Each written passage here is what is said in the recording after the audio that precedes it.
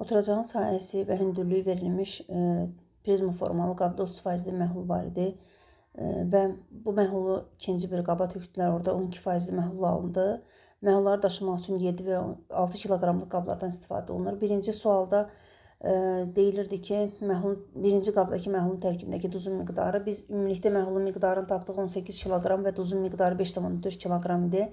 İkinci qabdakı saf suyun miqdarı bizdən tələb olunurdu. Bu da 27 kiloqram idi.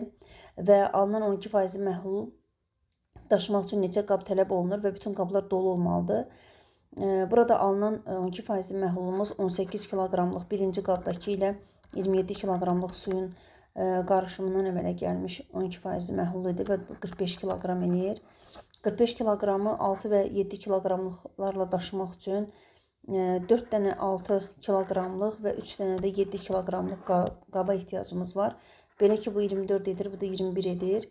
Və digər hallarda isə, məsəl üçün, 2 dənə 6 kiloqramlıq qab götürsə, məsəl üçün 12, yerdə qalan ədəd 7-yə bölünmür. Yəni, tərkibini çıxdıqda 7-yə bölünən və ya 7 kiloqramlıqları götürüb 6-ya bölünən ədəd tapmalıyıq.